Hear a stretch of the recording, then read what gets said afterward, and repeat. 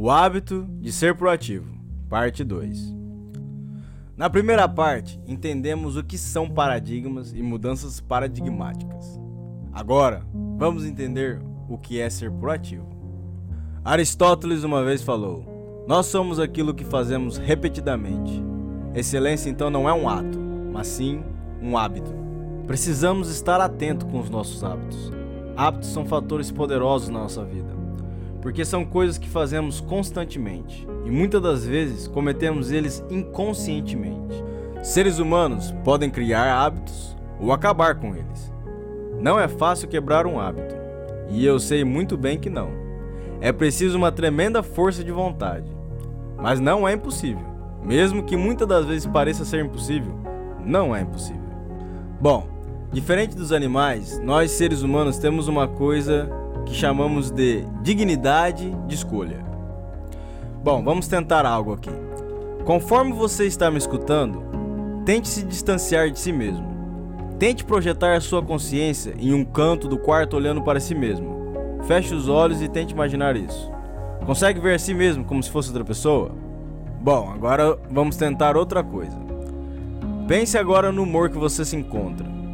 Você pode identificá-lo? O que você está sentindo?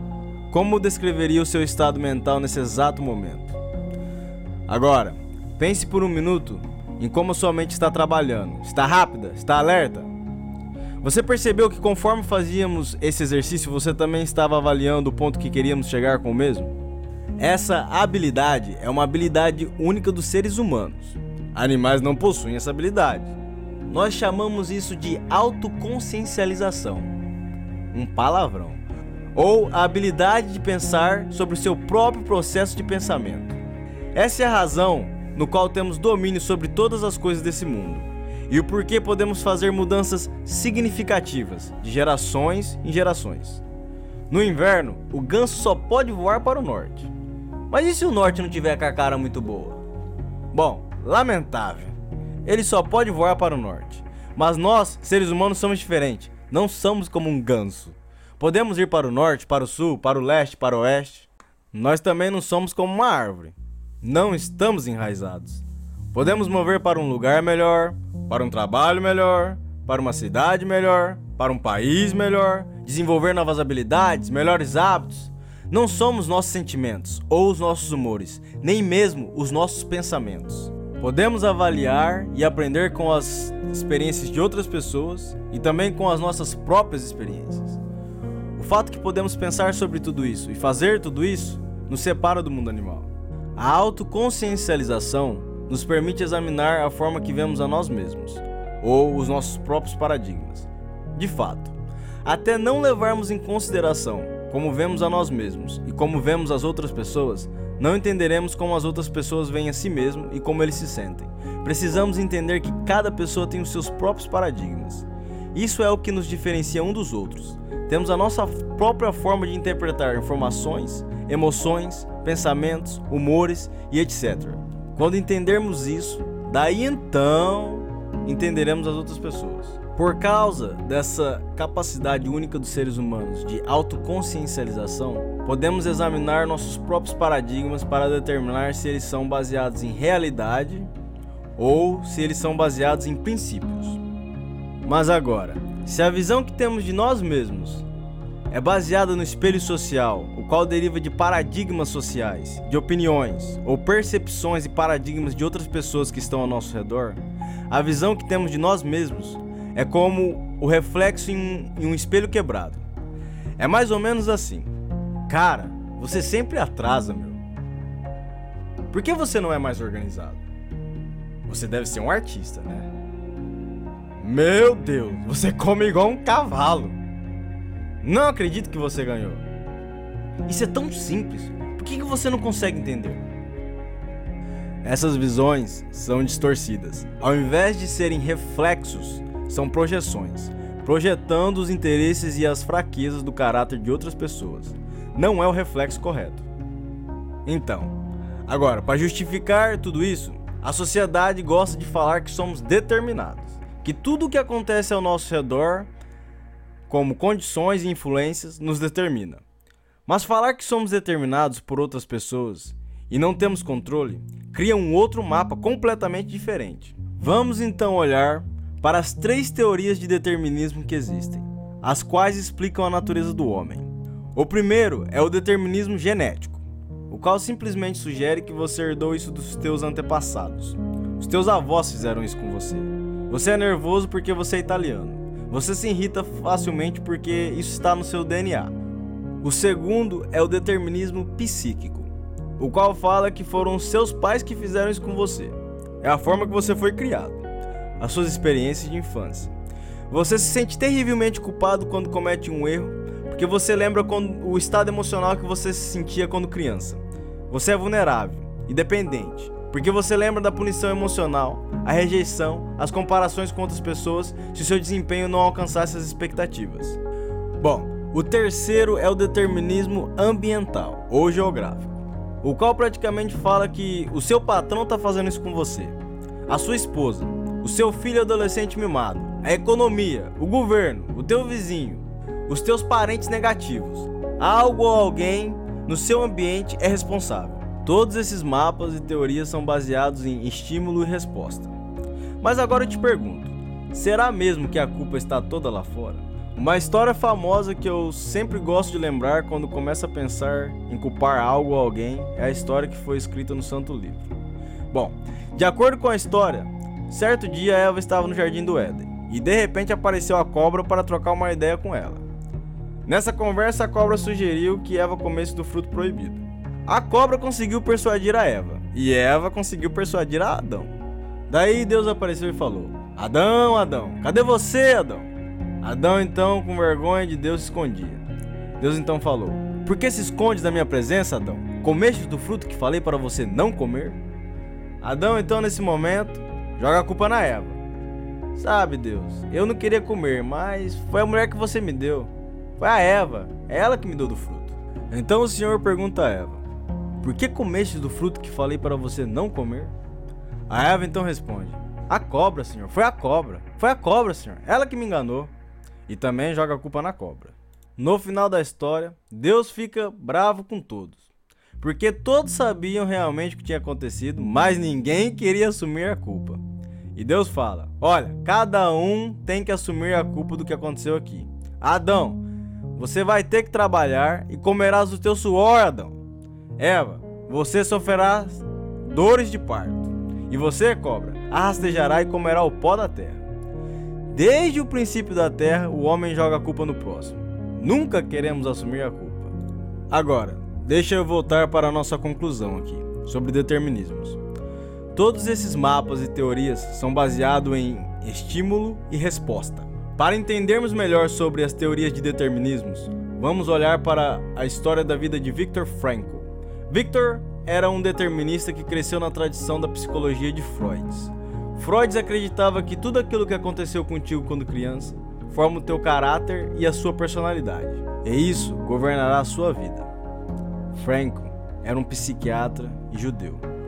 Frankl foi levado para os campos de concentrações nazistas na Alemanha, onde ele passou por experiências repugnantes. Seus pais, seus irmãos e a sua esposa foram mortos nos campos de concentrações. Com exceção da sua irmã, toda a sua família pereceu. Frankl também sofreu torturas horríveis e inúmeras humilhações, sem noção nenhuma de qual destino sua vida iria tomar. Se ele iria ser mandado para a câmara de gás ou ser um dos sobreviventes. Um dia nu e sozinho, em um quarto pequeno, ele começou a perceber algo. Algo que ele mais tarde em sua vida chamou da última liberdade dos seres humanos. A liberdade que não podiam tirar dele. Eles podiam controlar o ambiente dele. Eles podiam fazer o que eles quisessem com o corpo dele. Mas Viktor Frankl tinha a autoconsciencialização em observar seu próprio envolvimento em tudo aquilo. A sua identidade básica estava intacta. Ele podia escolher como tudo isso iria afetá-lo. Entre o que aconteceu com ele e o estímulo e a resposta, também existia a capacidade de escolher a resposta.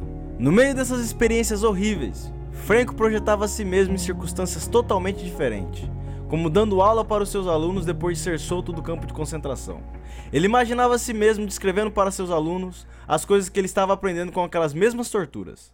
Através de tais disciplinas mentais, emocionais, morais e principalmente usando a imaginação, essas disciplinas fizeram com que a sensação de liberdade dele era maior do que a dos próprios nazistas que estavam mantendo ele em cativeiro.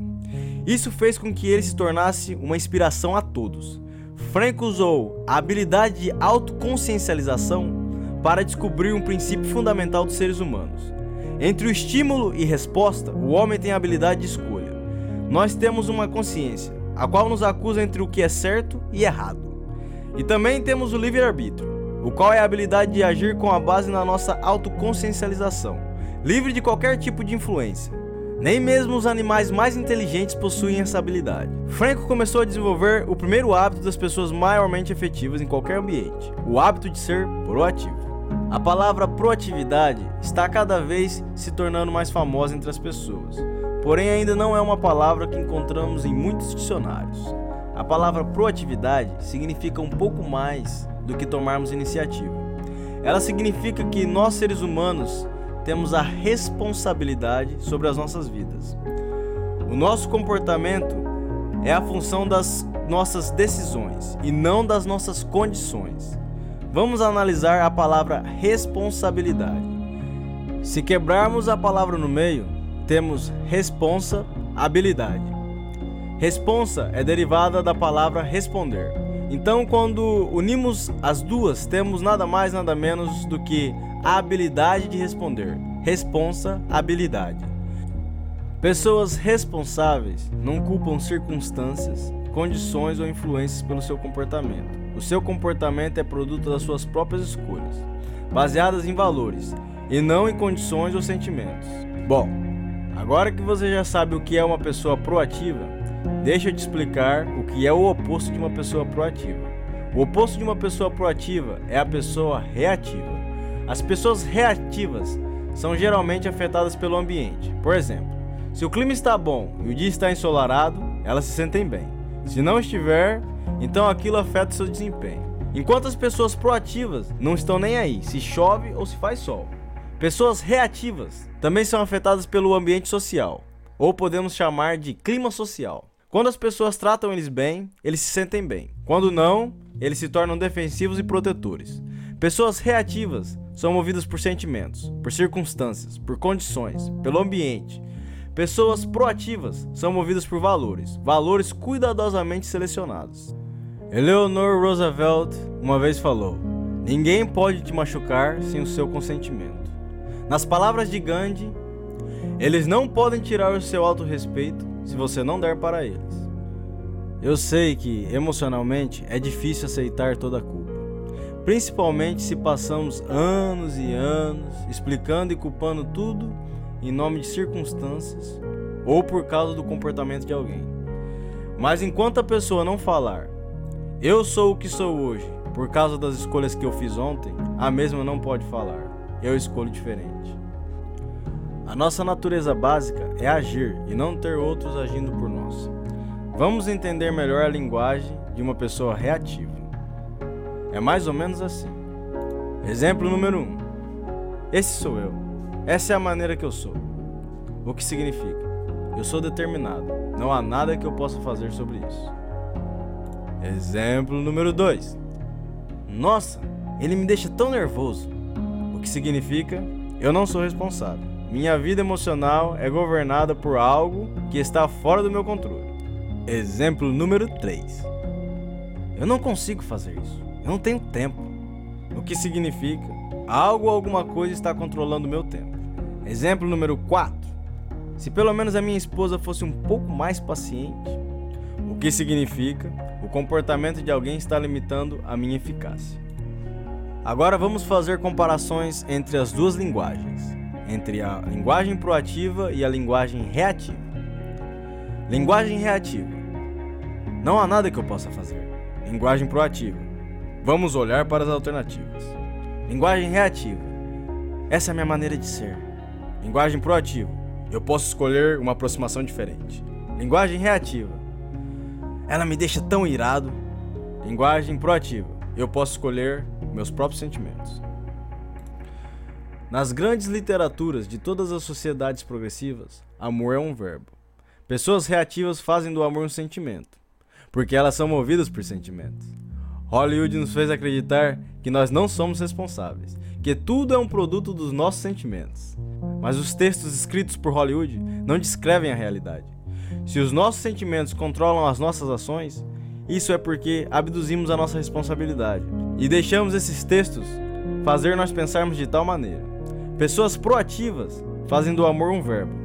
O sentimento de amar é o fruto do verbo. Amor é o que você faz, os sacrifícios que você faz, como uma mãe trazendo um recém-nascido ao mundo. Se você quer entender o amor, eu sugiro que você estude a vida daquele que sacrificou a própria vida pela nossa, Jesus Cristo. Mesmo quando todos ofendiam ele os amou. Toda vez que pensamos que o problema está lá fora, esse mesmo pensamento é o problema. A aproximação proativa é mudar de dentro para fora. Uma das minhas histórias favoritas está no Santo Livro, a história da vida de José. José foi vendido pelos próprios irmãos como um escravo quando tinha apenas 17 anos.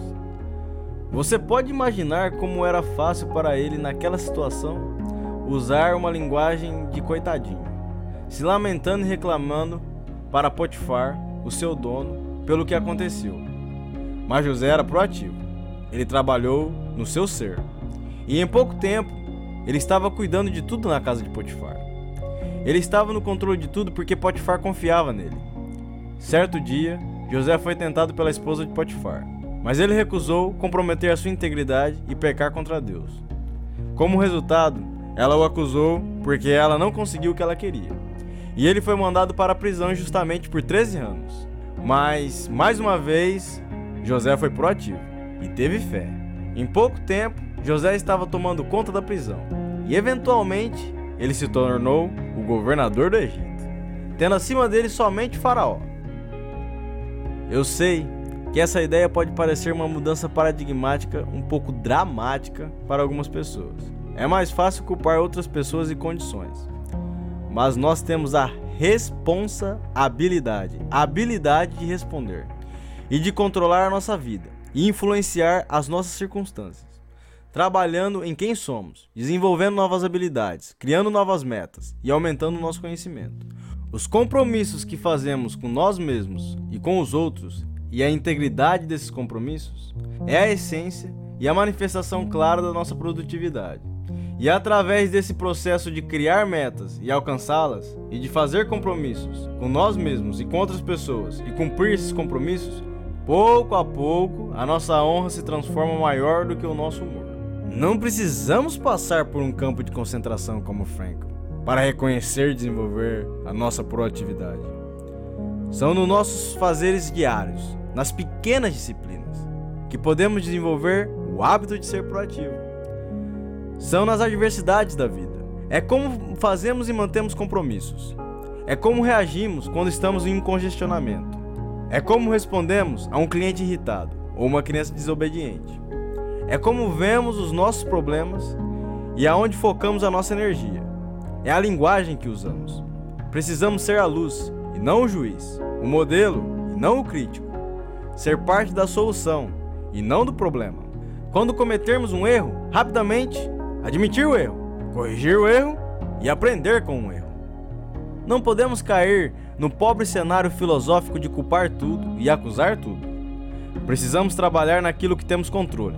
Trabalhar no nosso caráter e no nosso crescimento interior. Trabalhar em nós mesmos. Terminamos aqui a segunda parte. Por favor, se você gostou, clique no botão gostou, para que esse vídeo possa alcançar mais pessoas. Os likes não são para mim, mas sim para a mudança na vida de outras pessoas. E compartilhe com essas pessoas. Quando compartilhamos algo bom com alguém, nunca perdemos, mas sim, sempre ganhamos. Sempre volta para nós. Tudo em dobro. Alguém conversará contigo sobre o vídeo e isso ajudará você a manter o que você aprendeu na sua memória. Existe uma frase que fala: se você quer aprender algo, ensine alguém.